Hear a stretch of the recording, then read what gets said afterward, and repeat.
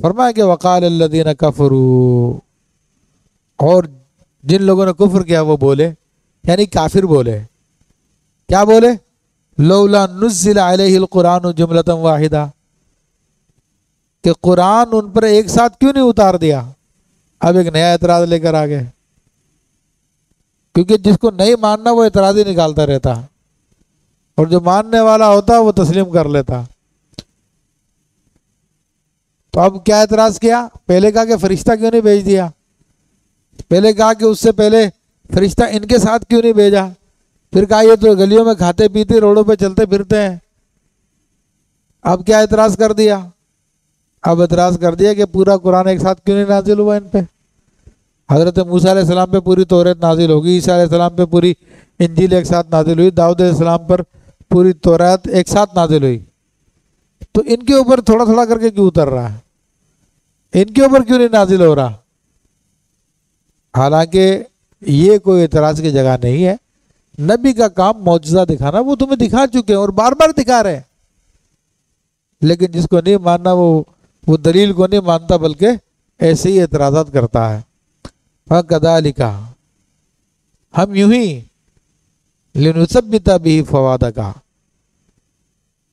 کہ ہم نے یہ جو بتدریج قرآن پاک نازل کیا ہے، 23 سال کے عرصے میں قرآن پاک مکمل ہوا ہے، تو کہ حبیب صلی اللہ علیہ وسلم ہم نے تو اس لیے کیا ہے تاکہ اس سے آپ کے دل کو مضبوط کر دیں، وَرَتَّلْنَاهُ تَرْتِيلًا، اور ہم نے اسے ٹھہر ٹھہر کر پڑھا ہے۔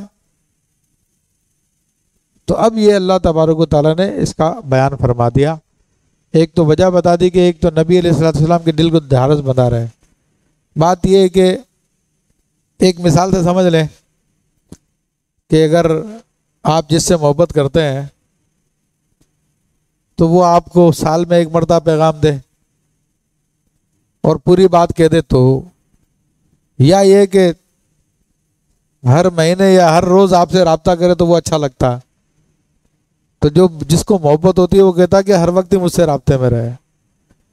تو نبی کریم صلی اللہ علیہ وسلم کا دل بھی اللہ کی محبت میں تھا، تو بار بار وہی آتی تھی اور رب کا پیغام آتا تھا، تو اس سے آپ کے دل کو بڑی ڈھارس بنتی تھی۔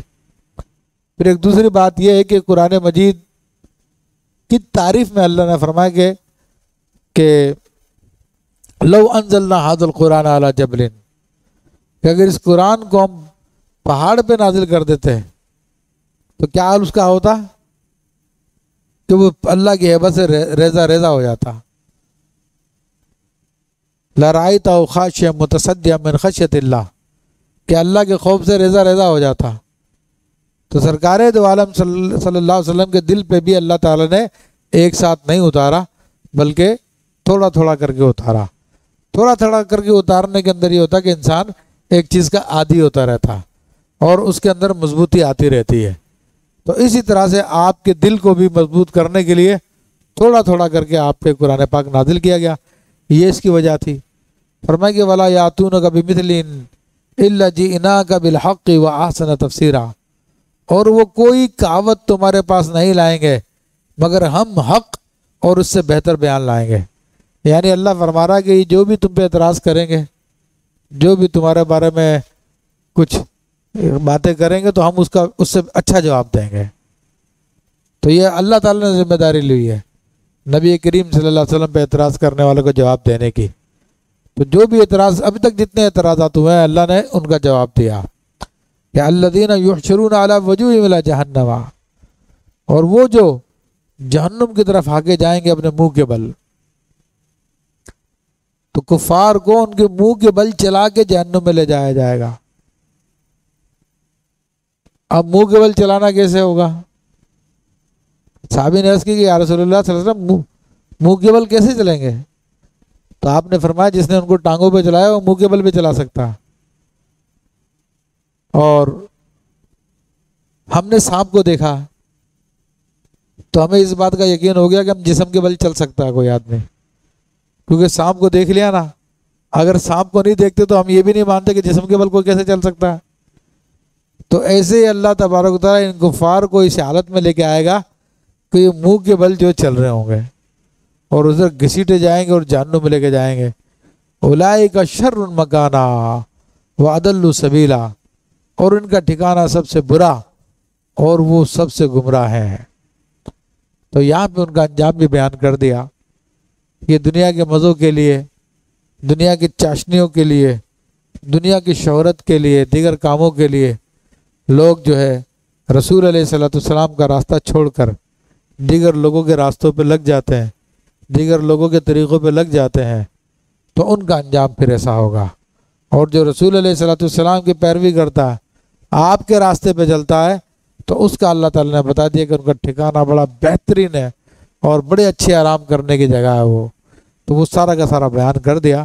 اور یہ قرآن مجید فرقان حمید کا ایک طریقہ کار ہے کہ نیک اور بد کو بھی ذکر کرتا ہے، تو پھر ان کے اعمال کو بھی، اچھے اعمال کو، برے اعمال کو بھی ذکر کرتا ہے، اور پھر ان دونوں کے ٹھکانوں کو بھی ذکر کرتا ہے کہ کفار کا ٹھکانہ جہنم ہے اور مومنین کا ٹھکانہ جنت ہے، تاکہ سننے والے کے سامنے پوری کی پوری ایک پکچر آ جائے، تصویر آ جائے، اور تاکہ اس کو اختیار کرنے میں آسانی ہو جائے۔